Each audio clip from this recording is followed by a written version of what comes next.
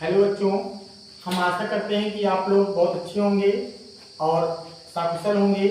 आज हम आप लोगों को पढ़ाएंगे मादा का जनन तंत्र। क्या पढ़ाएंगे बेटा? मादा का जनन तंत्र, रिप्रोडक्टिव सिस्टम ऑफ फीमेल। मादा जनन तंत्र में निम्नवत जनन अंग क्या होता है? निम्नवत जनन अंग तथा सहायक ग्रंथियां सम्मिलित होती हैं। मादा जनन तंत्र में निम्नवत जनन अंग और सहायक ग्रंथियां क्या होती है बेटा? सम्मिलित होती हैं। देखिए आपको बताया गया है फर्स्ट नंबर पे क्या है? अंडाशय। फर्स्ट नंबर पे क्या है? अंडाशय। सेकेंड नंबर पे क्या है? अंडवाहिनी। थर्ड नंबर पे क्या है? गर्भाशय। फोर्थ नंबर पे क्या है? योनि।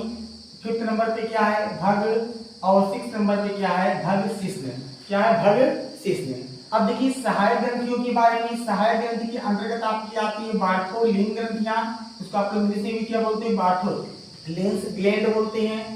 स्तन ग्रंथि मेमोरी ग्लैंड बोलते हैं। क्या बोलते हैं? मेमोरी ग्लैंड बोलते हैं। तो आइए हम आप लोगों को डायग्राम के माध्यम से बताते हैं।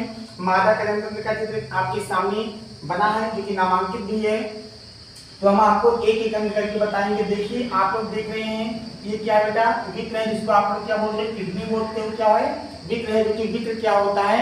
सेम के बीज का आकार का होता है। ये जो विक्र होता है ये स्त्री और पुरुष दोनों में पाया जाता है। और संख्या में कितना होता है बेटा? 2 होता है। संख्या में कितना होता है? 2 होता है। जोड़ी में कितना होता है? 1 होता है। ये आपका क्या है? विक्र है। और ये जो विक्र से आप लोग जो नली देख रहे हो इसको क्या कहा जाता है बेटा? इसे क्या कहा जाता है? मूत्र वाहिनी क्या बोला जाता है? क्या बोला जाता है? मूत्र वाहिनी बोला जाता है। मूत्र वाहिनी भी क्या होती है? संख्या में 2 होती है और जोड़ी में कितना होती है? 1 होती है। इसके बाद देखिए ये आप लोग जो देख रहे हैं ये आपका जो है मतलब क्या है? अंडाशय। ये क्या है? अंडाशय है। देख रहे हैं आप लोग ना, दायां अंडाशय और बायां अंडाशय। मतलब ये जोड़ी में कितनी होती है? एक जोड़ी अंडाशय होती है। संख्या में कितनी होती है? 2 होती है। अंडाशय जो होती है, अंडाशय लगभग 2 सेंटीमीटर लंबा। अंडाशय की जो लंबाई होती है लगभग बेटा कितना होता है? 2 सेंटीमीटर। 2 सेंटीमीटर लंबा होता है और लगभग जो है 8 मिलीमीटर क्या होता है? मोटा होता है। अंडाशय की जो मोटाई होती है लगभग 8 मिलीमीटर क्या होता है?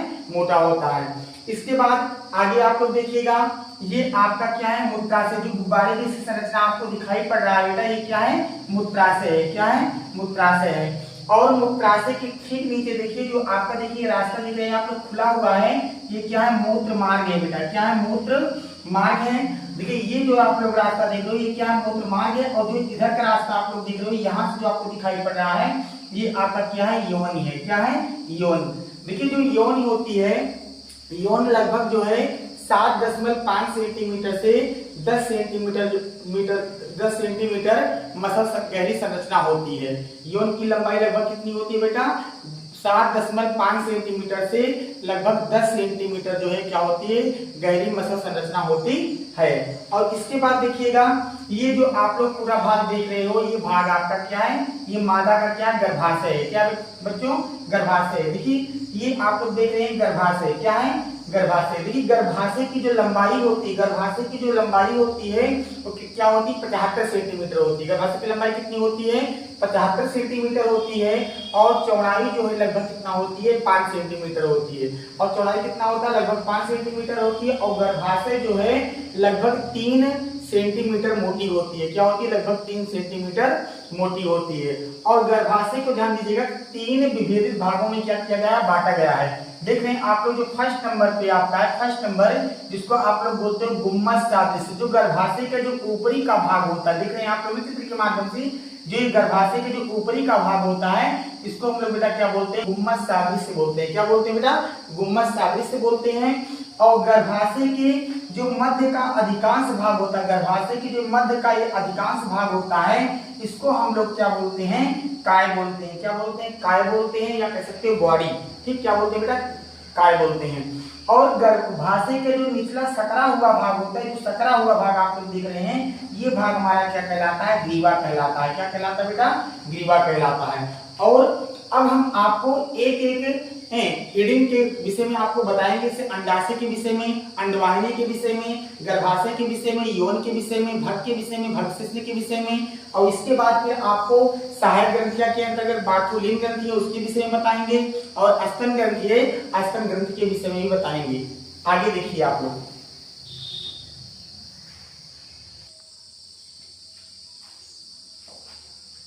फर्स्ट नंबर अंडाशय। देखिए आप लोग निकालेंगे क्या, अंडाशय। आप लोग देख रहे हैं ये अंडाशय है, मादा का क्या बेटा अंडाशय है। तो करें इनकी संख्या 2 होती है। आप लोग देख रहे हो एक दायां अंडाशय एक बायां अंडाशय, इनकी संख्या क्या होती है 2 होती है। इसमें मादा हार्मोन का स्रावन होता है। इसमें बेटा क्या होता है, मादा हार्मोन का स्रावन होता है।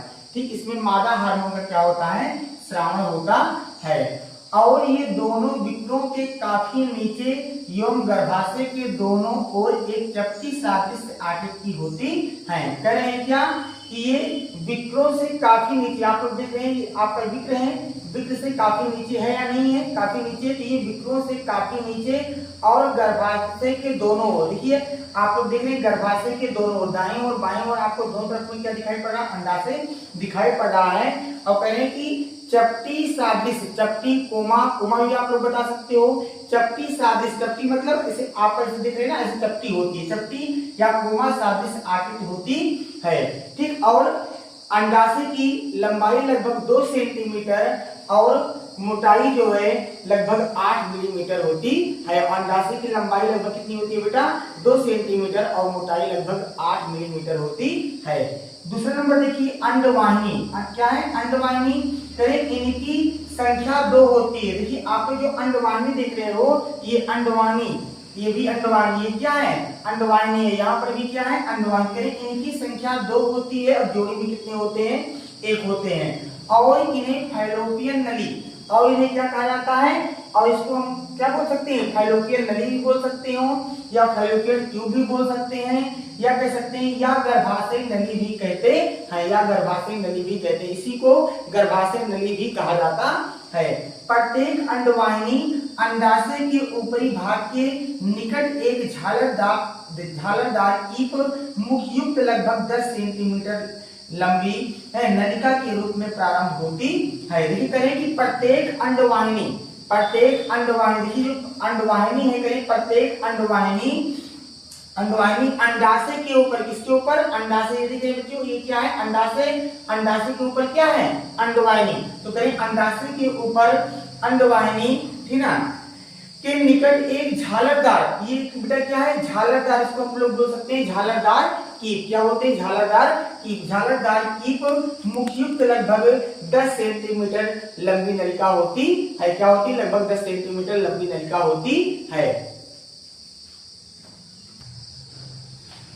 देखिए तीसरा नंबर गर्भाशय, यूट्रस, जिसको हम लोग क्या बोलते हैं यूट्रस। देखिए बच्चों आप लोग ये देख रहे हैं मानव तंत्र में ये क्या है गर्भाशय, पूरा फिगर जो आप लोग देख रहे हैं क्या है गर्भाशय। देखिए गर्भाशय को आप एकदम सरल तरीका से बता सकते हो। कोई पूछता है गर्भाशय यूट्रस किसे कहते हैं, तो आप एकदम आसान भाषा से बता सकते हो कि 3 कोष्ठकों से घिरी, 3 कोष्ठकों से घिरी आकृति को गर्भाशय कहा जाता है। 3 कोष्ठकों से घिरी आकृति को गर्भाशय कहा जाता है। आप लोग देख रहे हैं जैसे कि 3 कोष्ठकों से घिरी, देखिए पूरे कोष्ठक ऊपर हो गया, दूसरा कोष्ठक ये हो गया, तीसरा कोष्ठक आपका ये हो गया, क्या बन गया बेटा गर्भाशय। तो आप लोग बता सकते हो सरल भाषा में कि 3 कोष्ठकों से घिरी आकृति को गर्भाशय कहते हैं। तो देखिए गर्भाशय खोखली एवं शंक्वाकार संरचना होती है। जो गर्भाशय होता है, मादा का जो गर्भाशय होता है ये कैसा होता है बेटा खोखली, खोखली और शंक्वाकार, जैसे शंख होती है, शंख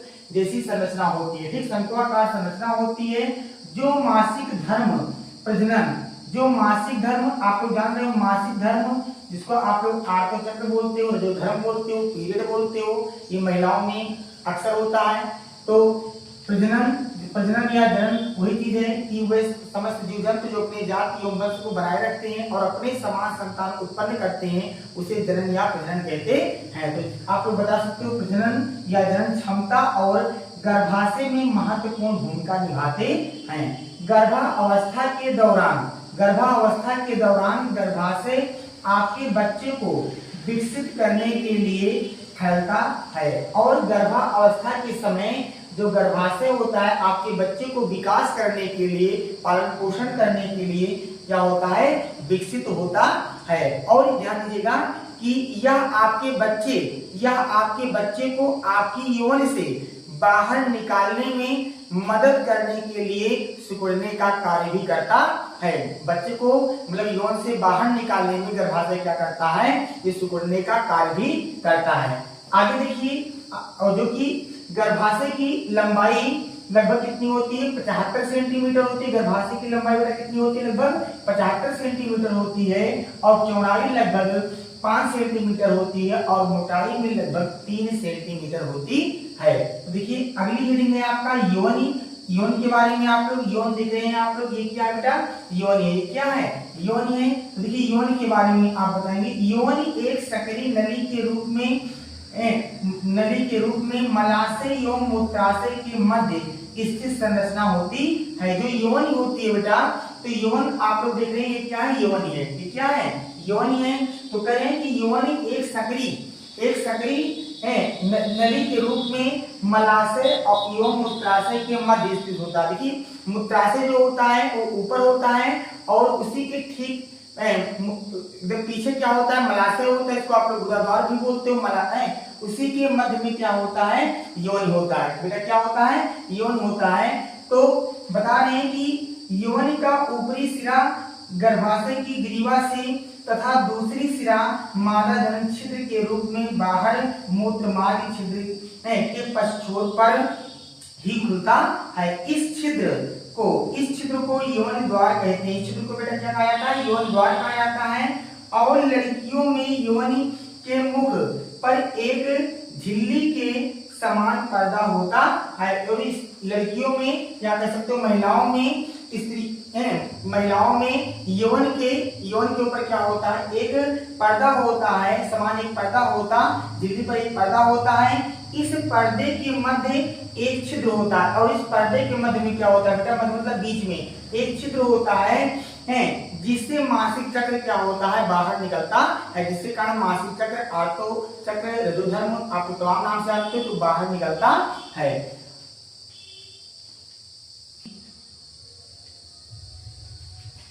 अगला रीडिंग है भग, जिसको आप लोग क्या बोलते हैं बेटा, वाल्वा बोलते हैं। देखिए करें, अनेक बाह्य जननांग जैसे जंघन उत्थान, दीर्घ ओष्ठ, लघु ओष्ठ, प्राकोष्ठ यौन छिद्र से संबंधित होते हैं। किससे संबंधित होते हैं, यौन छिद्र से। जो यौन होता है, यौन छिद्र से आपका जंघन उत्थान, दीर्घ ओष्ठ, लघु ओष्ठ और प्रकोष्ठ जो है आपका यौन छिद्र से क्या होता है बेटा, संबंधित होता है। जब यौन छिद्र का फिगर आप लोग देखेंगे डायग्राम के माध्यम से तो जान जाएंगे। इसके बाद भी करें कि भग बलवा महिला जननांग का बाहरी हिस्सा होता है। भग जो होता है ये महिला जननांग का क्या होता है बेटा, बाहरी हिस्सा होता है, बाहरी हिस्सा होता है। और भग के प्रकार भिन्न भिन्न होते हैं। भग का प्रकार क्या होता है बेटा, भिन्न भिन्न होता है, और यह महिला के शरीर के अनुसार बदलता रहता है। और ये प्रत्येक महिलाओं के शरीर के अनुसार जो है भग क्या होता है, समय समय के अनुसार बदलता रहता है। अगली हेडिंग है भग शिश्न। क्या है भग शिश्न, तो कहें कि लेबिया माइनोरा के अगले सिरे पर एक छोटा सा बेलनाकार अंग होता है, जो प्रकोष्ठ के सबसे ऊपरी भाग में स्थित होता है। जो कहाँ स्थित होता है, प्रकोष्ठ के सबसे ऊपरी भाग में स्थित होता है, जिसे भग शिश्न कहते हैं। इससे बेटा क्या कहा जाता है, भग शिश्न कहा जाता है।